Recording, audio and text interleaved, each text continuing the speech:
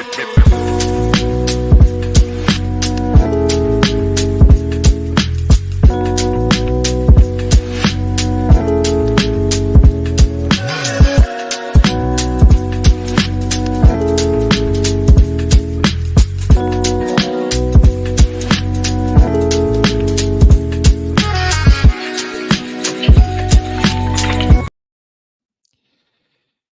guys are in for a treat today. Can't wait to begin.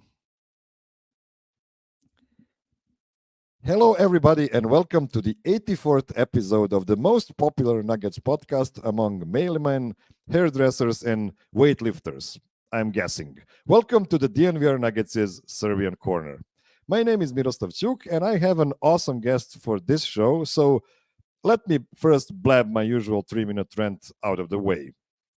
The week started with the All-Star game in Indianapolis, and several all-time records were broken in one single game.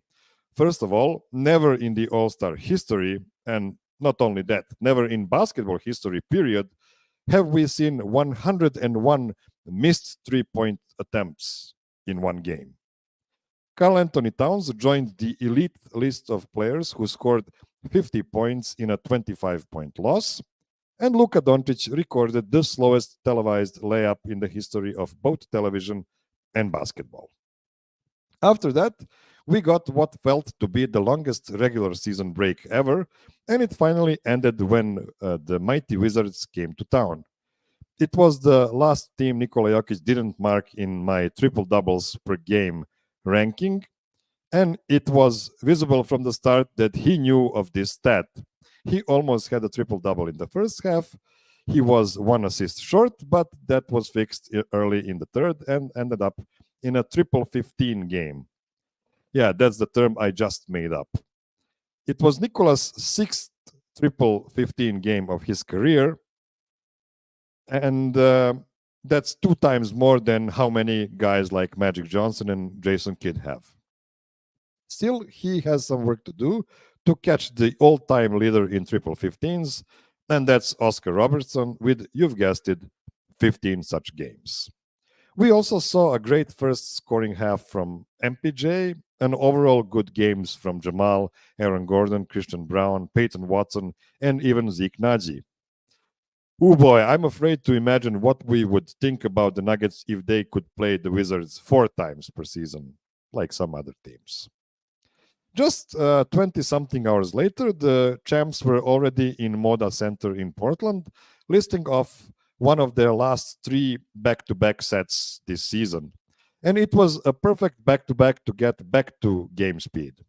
Lousy Blazers had no chance against another triple-double from Nikola, although he missed another triple-15 by 1 assist. MPJ recorded his 2nd consecutive double-double while putting up his 2nd 30-plus point game this season. He looks the best he looked like offensively in the last 3 seasons, I believe. But the show was stolen by one of our two-way guys, Colin Gillespie, who had 18 points while hitting all of his 4 threes and being plus 23 in 24 minutes on the court. Okay, that is enough of me. Let's get to the actual show for today. My guest for today is a writer and digital content specialist for the Denver Nuggets. But aside from his great writing and film work, he's mostly known for being one of the most positive and optimistic persons in Nuggetsverse. Welcome to the Serbian Corner to Matt Brooks. Thanks for having me. I'm excited to do this, and I was thrilled when you reached out. This is like a cool thing for me to do, and yeah, I'm excited to just kind of get to know everybody on the Nuggets side of things. I'm still pretty new around here, so I'm excited for today. Yeah, we've seen some conversations on Twitter like, Matt, when are you going to appear on one of the podcasts? Your coverage is so great. And then you had to show, yeah, I'm actually coming to Serbian Corner on Saturday. So that worked out perfectly. So before we get into the stuff that you do, I just wanted to do a quick scan of the last 2 games we've seen. So let's open with those 2 games in the last 48 hours. We have to throw out the caveat of the champs playing against 2 rebuilding teams, to use that nice euphemism. But the Nuggets really looked like a well-rested team, ready to make that final regular season push. How important is this All-Star break for the players, in your opinion? Before those games. Yeah, I mean, everybody looks rested is probably the good way to put it. And I think coming out of the break, you're playing two teams that are 15 wins and 9 wins. That's definitely not a bad way to go into your final 27 games. But what you want to see when you play a team that does have a losing record is you want them to take care of business, right? Like you don't want to make this one of these games where it goes down to crunch time and we have to play Nikola and Jamal and go to the 2-man game. Like they took care of business. I honestly think like every single player that they've played has looked good or had good moments. I mean, like from Zeke to Colin to Christian had a double-double. Peyton had 3 blocks in the third quarter against the Wizards. Like you really got to see a good stretch or just good play overall from every single guy. They took care of business. They're up 20 in both games. It's just what you want to see. And it makes me feel like really good about the Nuggets closing out the season strong, ideally getting a really good seed, but most of all, just playing their best basketball as they head into the playoffs. The Wizards are, just to explain how bad the Wizards are, they have 1 win more than the Detroit Pistons, who were in the contention for the worst regular season in NBA history. So it is what it is. But I agree with you. Even Zeke Naji, who had the most critics from the Nuggets fans during this season for his play, I famously said that I feel like he wasn't in control for most of the season when he was on the court. He was looking over his shoulder, trying to be sure that he will not make any errors on the court, and that always, brings a lot of tension to a player and actually can cause mistakes. But he looked awesome in the Washington game, which is what we all of us really wanted to see and feel really good about it. Yeah, I'd date it back to like mid-February where he's looked really good because he had that good game against the Kings too, right before the break. And it's always nice when a guy can like have rhythm and then take a week off and pick up where he left off. Because I don't know, like I think a lot of them, they had that 3-game losing streak heading into the break, but I don't think they were thinking about it as they're coming out of the break. I think they're just Jamal, I think literally said, oh, that was a week ago. Like I'm not thinking about that anymore. So it's been nice to see Zeke play that way. He just, I think the way you put it is really good. He looks very poised. Defensively, he's been really good, but it's his control on offense that looks good to me. He doesn't look rushed. He's making smart plays. He had that, I think this was yesterday, right? Where somebody took a shot and he caught the rebound all in one motion and went back up with it. It's like one of the best plays I've seen from him this year. That's all he needs to do is just, make simple plays like that and just play, poised and calm, I think is probably the best way to put it. Yeah, I always make this kind of logical error when I start the shows. I always start with the end of bench guys and always forget to talk about the big guy for some reason. So I'm going to make a concentrated effort now to speak about the big guys. So before the All-Star break, Nikola had 5 consecutive non-triple-double games, by far the longest drought this season. And I kind of started contemplating making a list of players with real case of having a better season than him so far.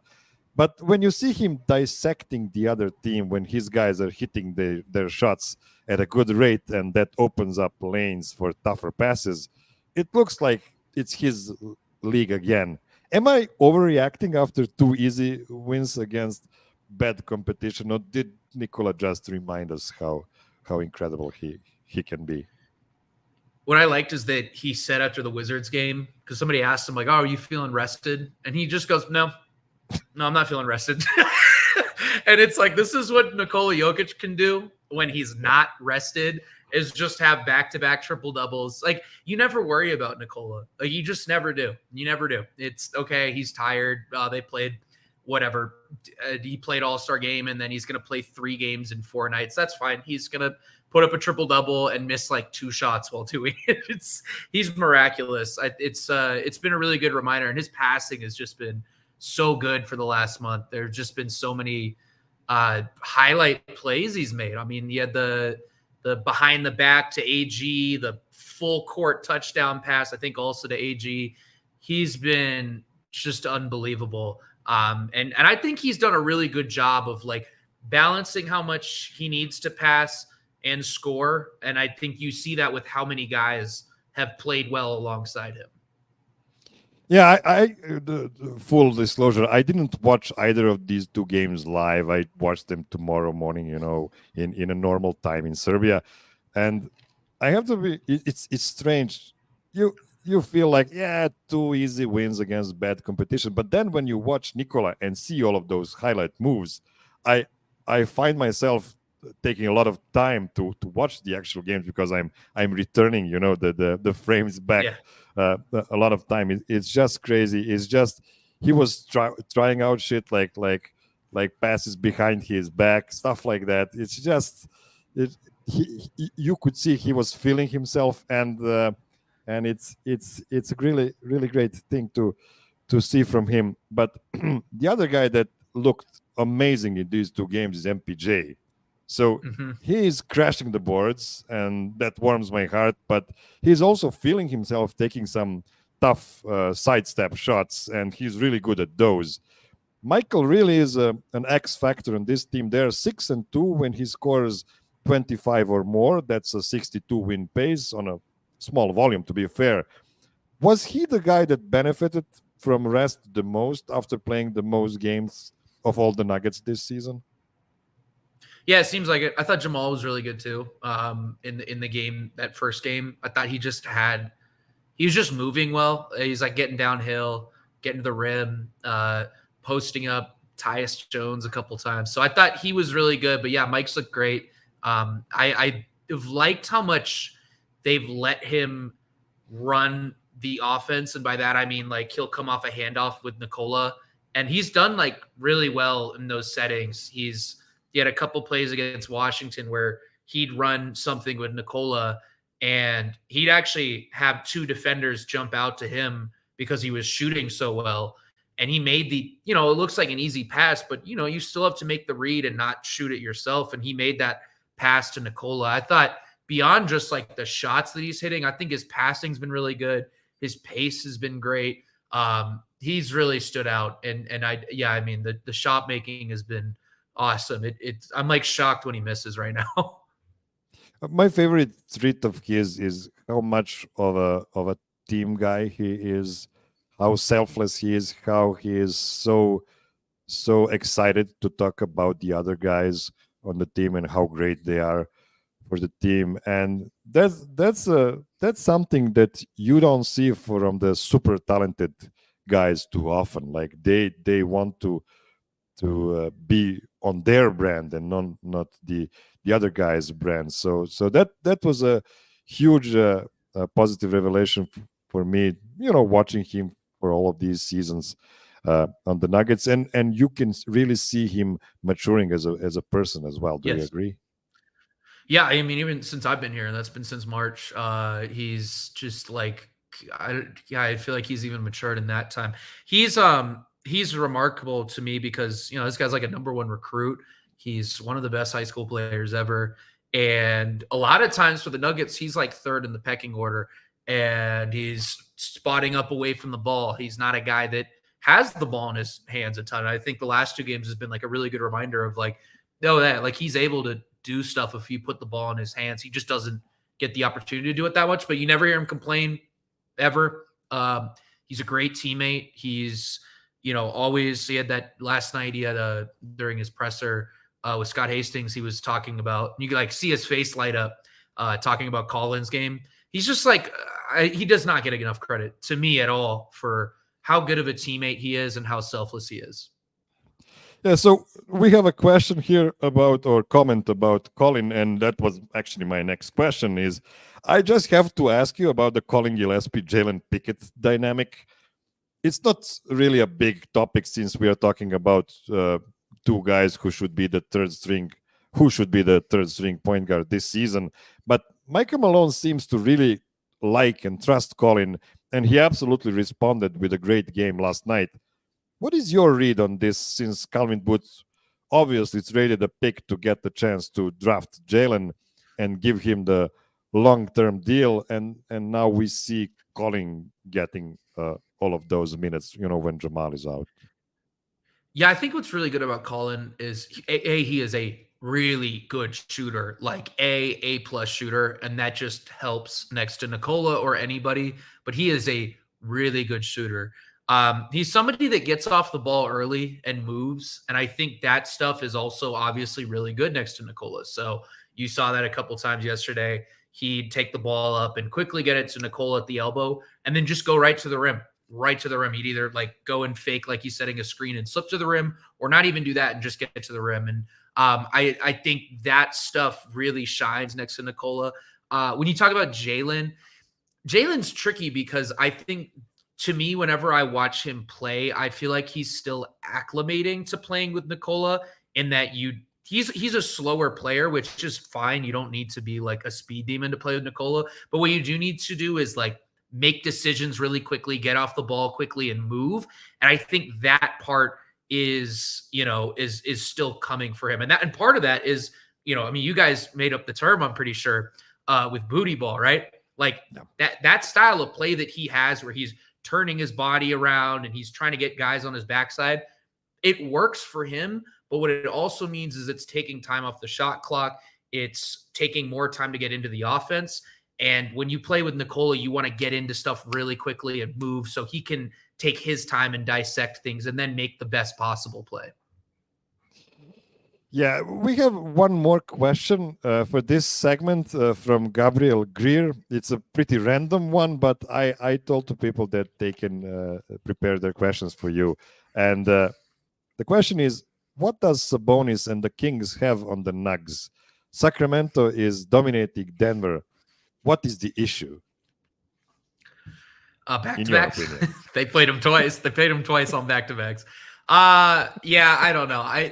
Those games have been weird because two of them were on back-to-backs, right? And then the last one was the game right before the break, where I'm gonna go ahead and say everybody was pretty ready to get to the break. Those are some sleepy pressers. It was just like everybody was ready to go, and I get it. I mean, I think everybody's ready for vacation. You obviously didn't want to come into the break on a loss, but I haven't been putting a ton of stock into those. I think the Nuggets will be fine in that matchup, personally.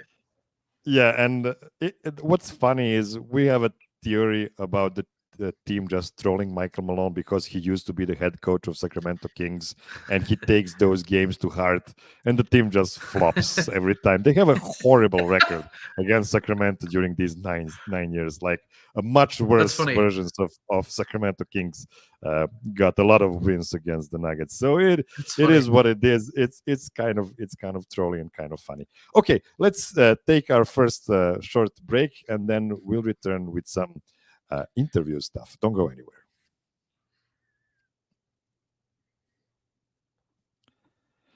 Okay, it is time to get to know Matt a bit better. So let's start with the basics. What does the title writer and digital content specialist mean when working for the NBA franchise? My primary duties are writing. So any game preview, game recap stuff, feature stuff. I go to practice, I want to write something up. I think the digital content specialist is just, I will do, and this is something I've done before I took the Nuggets job, is I like to put together like YouTube breakdowns. I've started doing a little more TikTok stuff. So I think that's the digital content specialist. Also do like podcasting stuff like this, and anything that comes along with that. So I'm not just like a pure beat writer. I don't think there's many, I mean, I guess there's jobs like that still left over, but a lot of these jobs are kind of going that way, where you want to be multifaceted and be able to do different things, do podcasts, put together breakdowns. And I think that's kind of what the digital specialist refers to. Okay, so where are you originally from, and how did your career look like before working on the Nuggets? Yeah. So I'm from California originally, and graduated school with a psychology degree, did sales for 2 years. And I started writing on the side, I think during my second year out of school. And then I knew just from writing, like just doing it as a hobby, I was like, well, I really want to, whatever I can do with this work wise, which was like, in hindsight was a crazy thing to do because it's like it is such a brutal and competitive industry. But me, I'm like 23. I don't know. I'm not I'm not aware of how competitive it is. So yeah, I had the opportunity to live out in New York and did that. And kind of took my first gig out there. It was doing like social media stuff. And then from there, got a blogging gig and continued to work my way up, got credentialed with the Nets. What was that, like 4 years ago, I think 4 or 5 years ago. And then started working from there and then kind of networked and met people. And eventually that kind of got me out here in Denver. So it's just like, kind of that started from the bottom type of story and worked my way up. Yeah. So, would you mind explaining what does your day-to-day work look like, or day-to-night look like? Yeah. Let's see. I mean, it's probably not that different from anybody that covers the team, honestly. Like I'll have meetings in the morning if you guys want to know about that. And then if there's a practice, I'll have that. And then game time at night, I'll have to do a preview in the morning, and then I'll do a game recap at night. And then everything that I'm doing in between, a lot of times is on my own time. So I'm doing a story right now, kind of a little bit about the trade deadline and just sort of like the view of the team right now. And that's something that I've been working on kind of between games and stuff like that. So I'm not doing anything crazy. I'm not, going on big meetings with the heads of whatever. Like I'm a beat reporter. I'm there at games and I'm there at practice. You mentioned something really interesting to me, but I'll come back to that. Okay. So how close can you get to the coaching staff and to the players aside from pressers? And who are the easiest guys on both the coaching staff and among players to work with? Yeah, I mean, I think you can get to know people. I definitely feel like working for a team has allowed me to like talk to people that I probably wouldn't be able to talk to in Brooklyn, for example. But I think all of that comes with time and just people getting used to you and knowing you. I mean, you guys have been covering the team for a long time, right? And you guys have relationships with people. So that's something I'm still kind of working on, to be completely candid, is like getting to know people. I'm still really new. I've only been here since March, and I just appeared one day in Michael Malone's presser. I was just in the crowd one day asking questions, and I think you can. It's like anything. It doesn't matter who you work for, whether you're with the team or elsewhere. At the end of the day, you're still being a human being talking to another human being, and they've got to get to know you that way. So, yeah, I think it all depends on how you gel with people. People have great questions here. Do you travel to all or any of the road games? And it's not really a thing in the regular season, right? For you? Yeah. I don't during the regular season. Did last year's playoffs, and assuming I will this year. But yeah, I'm not doing it during the regular season, which is fine. I'm cool with it. I like Denver. I'm still new here, so it's been cool to be able to see the city. It's hard to explain how perfect was your timing for coming to work on the Denver Nuggets, because you came there and like 3 months later they won the first championship in like 50 years of team history. So what were your impressions from the moment the Nuggets won Game 5 against the Heat all the way to the championship raid? First impressions, I was probably really stressed, I think, because I had to do like 2 articles. But once I like got my work done, and I was like, I want to get this done because I know it's at this point we're into the celebration period.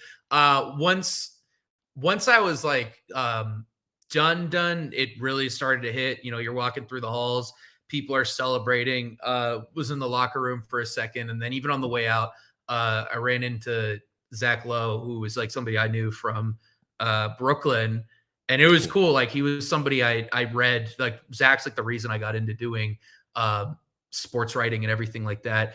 And I just happened to run into him in the hall. I think I'd seen him at Game 2, but I didn't even know he was in town for Game 5. And Zach was like, basically like, wow, you've had a good year, huh? Like, because he saw me in Brooklyn that season before that team blew up into a billion pieces. So it was kind of a surreal, like, storybook ending for me personally. I mean, I know the city obviously feels that times 1,000, but for me, it was just a cool, nice, rewarding thing. Coming in and covering the team in March and being so new was definitely like an adjustment for me. But for it to kind of pay off with something that I'd never experienced, which was being there for a finals and then seeing the team that I now work for win, was like, I don't know, like it still hasn't fully hit me, I think, almost. So, how do you cover the parade after it's done? So I was obviously in Serbia, far away from that, so I had two TVs on with two different Denver TV stations doing the live stream of the parade, and it was overwhelming for me even from that far away. But did you have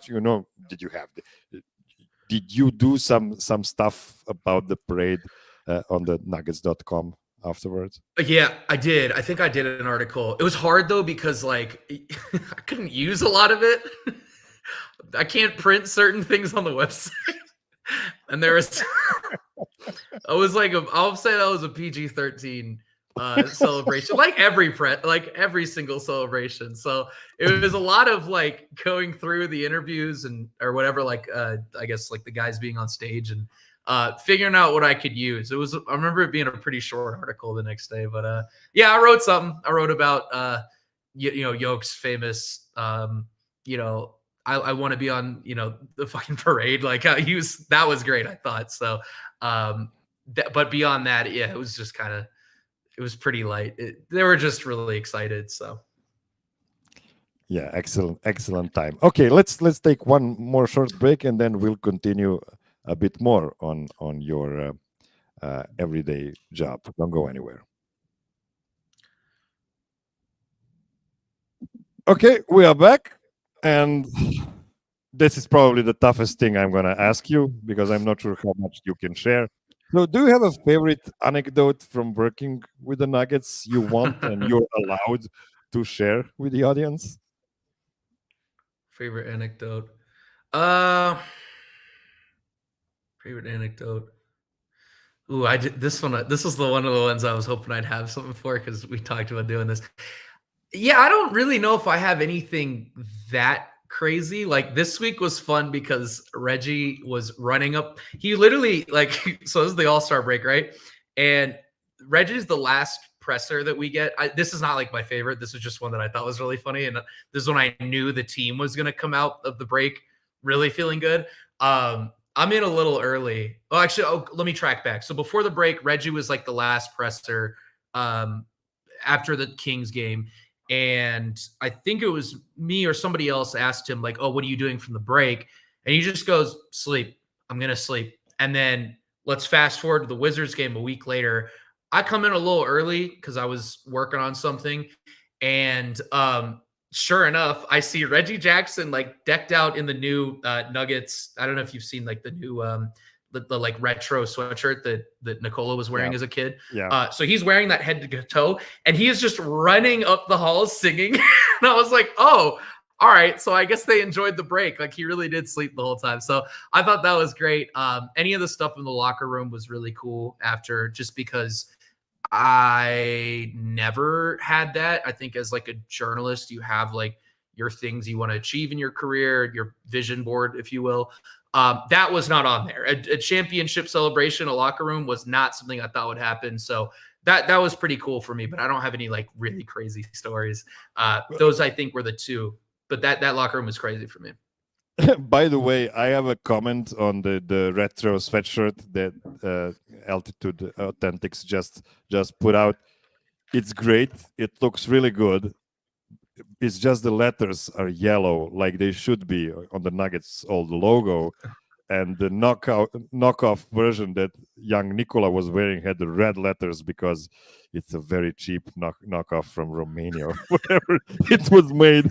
So it's not 100% up to the original, but yeah, I guess they wanted for it to really look like a retro Nuggets Nuggets sweatshirt. Okay, so who do you like to work next to the least, and why is it Brandon Vogt? I'm just. I think kidding. I was Brennan was like the work- first person I met. He really was. He came up to me like first presser. I'm so nervous at this thing. I like don't know what's going on. I was in New York like a week ago, and he comes up. He's like, "Hey, dude, what's your name?" Like super nice. So, I love Brendan. How many guys that's like one of the first people I met. How many guys and gals you have right now on normal pressers during the regular season, and is it more comparing to last year when you just came to the town? Yeah, it feels like it. Feels like a little more. Depends on the game, right? Like the big games, like if you're playing Golden State, like those are pretty filled out. I mean, those, even if it's not a national TV game, you're looking at like 20. I'm so bad at counting, honestly. Like I'm so bad at making estimations. I'm terrible at this stuff. I would say, and keep this in mind, grain of salt, I am so bad at stuff like this. I would say 25-ish to 40 is probably like on the high end. And then normally you're looking at like 15 to 20. So it's a good amount. It's definitely bigger than my last year in Brooklyn. We were pretty diminished there in terms of media numbers. There's much more out here. So, I mean, this might be a bit controversial, but is there any camaraderie between the people coming to the pressers? Like if somebody has a bad audio of the presser, they will ask for the other guys, to give stuff like that. For sure. I've definitely asked people for, hey, this didn't come out right on my end, on my recorder. So it's cool. I mean, we all just like hang out before and after when we're waiting for guys to get on the podium. We hang out and kind of talk about the game. We're obviously all huge basketball fans. So we're talking about Zeke Najee's performance off the bench. Like what we just did to start this podcast is exactly what we're doing in the media rooms. So it's fun. It's great. I mean, we're all hoops fans. Sometimes it takes a lot of time to wait for the guys after the game is over. And for sure. Maybe even before. Yeah, definitely after. I know there's a group of them that like to lift after the game, which is crazy to me. I don't know how they do that. I don't want to go work out no game, so I can't imagine lifting after the game. But yeah, that'll take up a little bit of time. They'll get treatment and stuff like that. So it definitely takes a second, but that's when I do my writing, so I'm cool with it. Oh, yeah. You can put that time into good use, and you can also thank Nikola Jokić for coming earlier from the after game pressers than he used to. He changed something in his regime after games. He seems to come to the podium much quicker than before. I think it was because of his eye. I think it was because getting poked in the eye. There was something that he was doing in his treatment that he couldn't do, or something. I believe that's what I heard. So he was coming in a little bit earlier from pressers. So is he back to normal, like an hour of waiting? Who spoke? Gosh, I don't even remember against Washington. Yeah, I think he spoke. He was back to his like normal time schedule. Okay. Yeah. It was a fun week though. It was good while it lasted.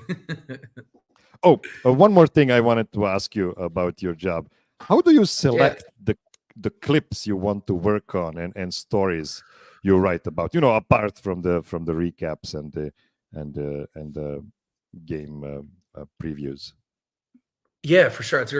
That's a great question. I think the beauty of this job is like I have a lot of freedom within it, which I didn't know what that was going to be like. You're working for it. I never worked for a team before this. So a ton of credit to the Nuggets. Like they definitely let me pick my stories and what I think is interesting, whether that's, hey, I want to go do a film study of here's the key plays from the win against the Lakers from a couple weeks ago. Or, if I'm doing like a sit down with somebody, if I'm sitting down with Peyton Watson, right? Like they're totally like plan out the interview, ask what you want, put it together. We're going to create graphics for social, for quotes and stuff like that. And we're going to get that out. So really it's whatever interests me. I mean, and I am somebody that watches games very closely. If people don't know, I tweet out clips all throughout the game, just of things, cool plays that I think are interesting.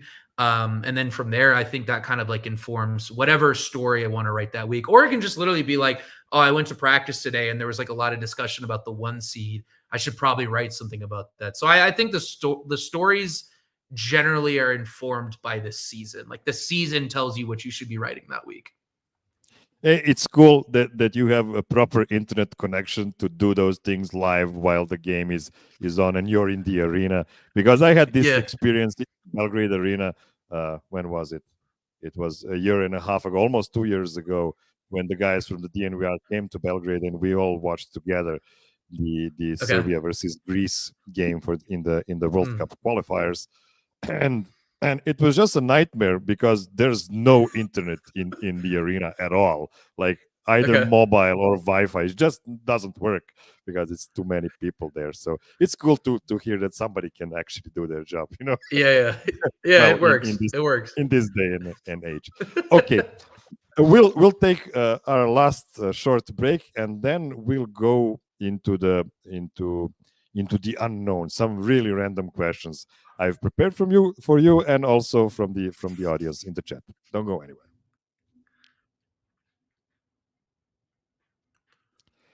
Okay, I want to start with a question I saw from Cedric Exquisite. He asked, can we get over 54 wins here, guys? So the Nuggets now have 38 wins and have 25 more games. So that would mean I'm so bad at math. I'm usually not. I'm doing the exact same thing right now. I'm doing the exact same thing. So that's 16 wins in 25. So can they go better than 16-9? Indeed. Did I do that math right? 16 and God damn it, it's not right. What did you say? He said more than 55? Or I'm sorry, more than 54? 54, yeah. Oh, this is a lot of math. All right, let's see here.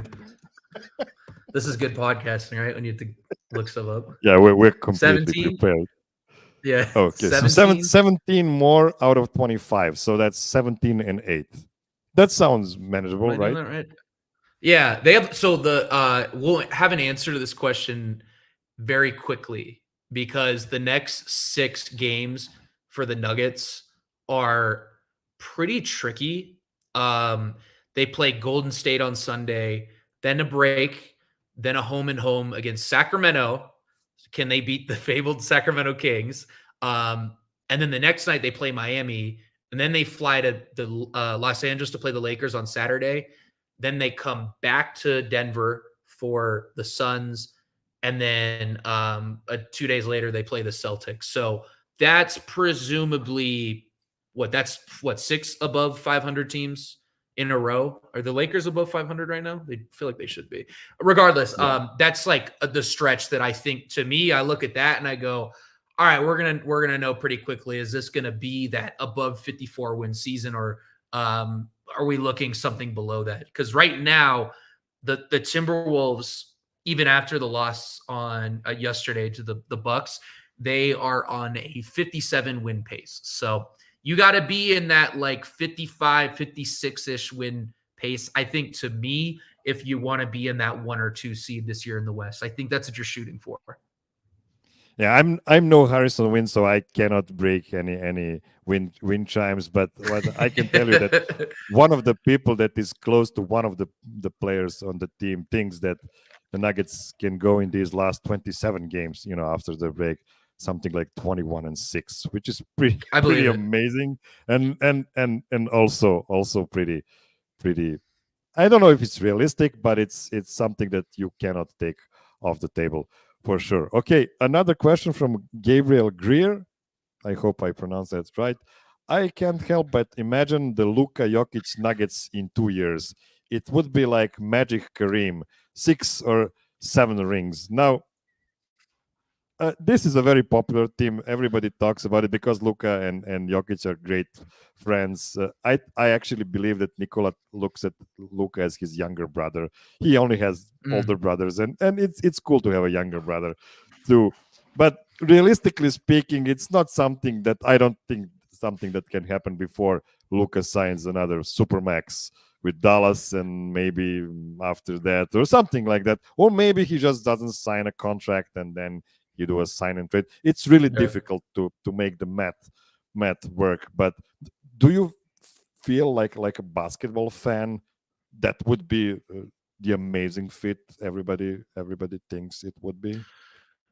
I think it would take an adjustment because Luka's primarily played with a center. Like you look at the guy they have this year, Derek Lively, the rookie they took this year. Like that's kind of the perfect fit for him. Is this like, you know, lob catching center, dynamic athlete, plays in the pick and roll.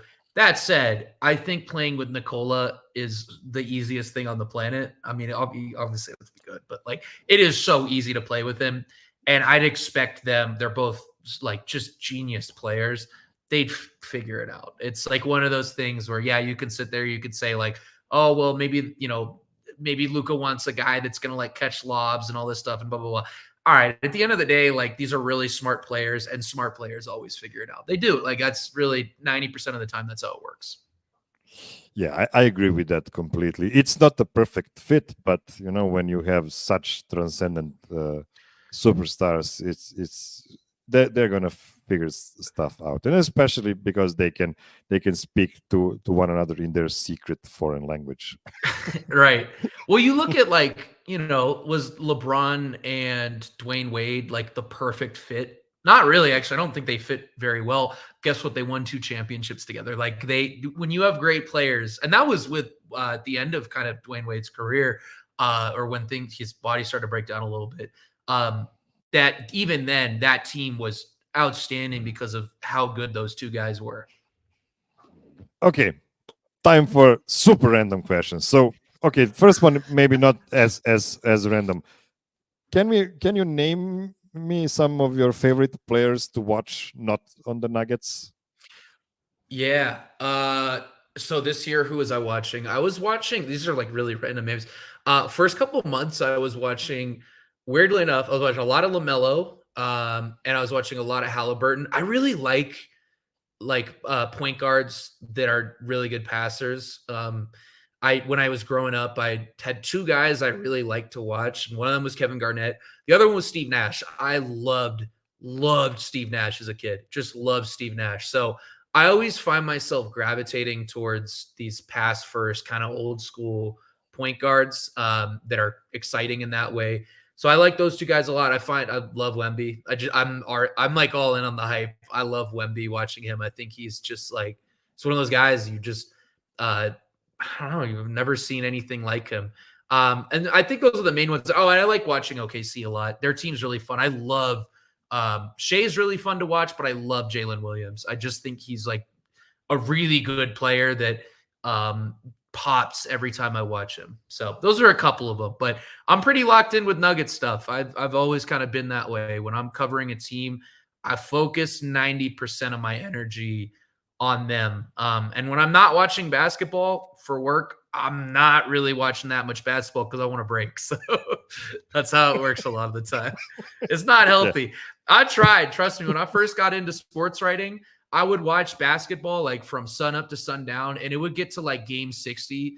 And I'd be so burned out because I watched some random, game between the Pacers and the Wizards the night before because I just wanted to watch basketball. And so I've learned to like give myself breaks. You got to do that.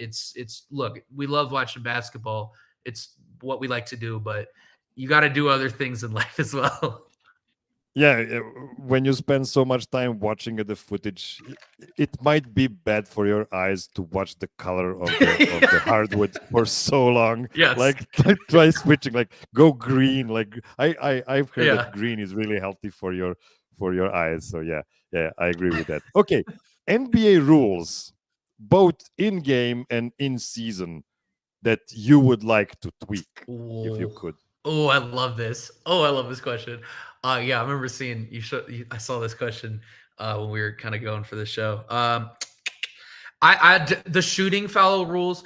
All right, so the one I can't stand is when a guy just drives into the defender and bounces off and falls over and it's a foul on the defender, even though he's got his hands raised high, like he's in legal guarding position, that rule needs to be changed. I bet you I would assume that's going to be it's really sounds like there's going to be some rule changes this summer. I think that one to me would be like the biggest one. I just some of the shooting fouls I don't understand. They're called inconsistently, and it just feels like we need like a really concrete set of rules for when a player specifically like goes into the defender's body. That stuff just needs to be fixed to me, and I really think it'll make the product a better watch. We'll have less time, reviewing fouls or less time shooting free throws. There's no downside to me. Like, all right, maybe we have a couple fewer guys averaging 30 points a game. I think we can all agree, like, there's enough offense. Like, we get it. Everybody can score. Yeah, one more thing I would love to limit offenses just a bit with is just completely removing the defensive 3 seconds rule, because that's a Good, gimmick. yes. That's not the real basketball rule. It doesn't exist anywhere outside of the NBA, and it's a gimmick to make the defense impossible. Like, you're making guys step away from their natural position, defensive position, so they can obey the rule. And you can see Yeah. Nikola Jokić exploiting that rule a lot. Like, if he plays against the Yusuf Nurkic, he will just Yeah. take him into the position and just waits 1, 2, 3. Okay, now he's moved, and now I can do a Right. clean Right. layup. Right. That's not basketball. That's just dumb. And I think even if they would remove the rule, you would still get probably 115 points per game. That's enough. Like, I don't Yeah. want to watch 200 or 380 what points there was in the All-Star game. Let's just let guys play some defense for change. I mean, they're so good at defense. That's the thing. Like, these guys are Yeah. animals. These guys are the most physically prepared group of basketball players in the history, but the rules are just making their jobs impossible. When you think about how hard it is to get a wide open 3-pointer nowadays, because everybody can shoot and everybody is ready to cover all that ground, but they still find a way to do it. It's just amazing what level of athletes today's basketball players in the NBA are, and let's just let them compete in a fair game. Okay, give me your favorite teams and NBA players. You already mentioned players, but teams Mm. you've liked growing up. Oh, okay. This is a good question. Yeah, my dad's from Minnesota, so I watched Timberwolves a lot as a kid, and I watched the Suns. I think a good amount as well. That they were pretty good when I was a kid, but those are the two that I really watched. It's weird. I'm from like San Francisco area. Never was a Warriors fan. Never got into Good it. for you. I yeah, I actually really don't like the team. So I definitely I'm locked in for Sunday for sure. Yeah, I was never a Warriors fan. I don't know. I don't know why. Pretty much everybody I know from home is, but I never was a big fan like that. But yeah, those two teams for sure, Minnesota and Phoenix growing up. But once I started working in the NBA, it's kind of I stopped being a fan of any team.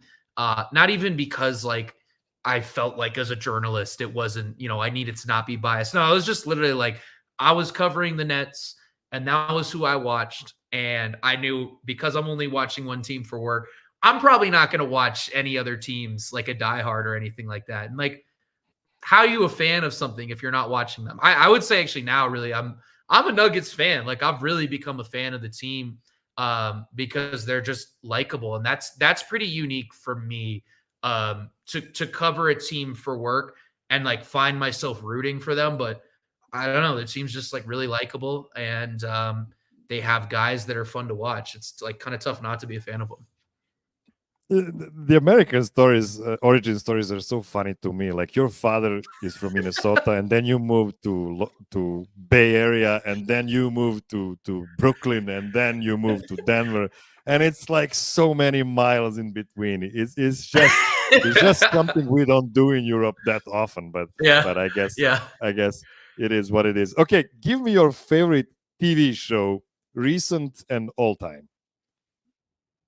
Oh man, I'm favorite putting you on TV the show. I spot. didn't.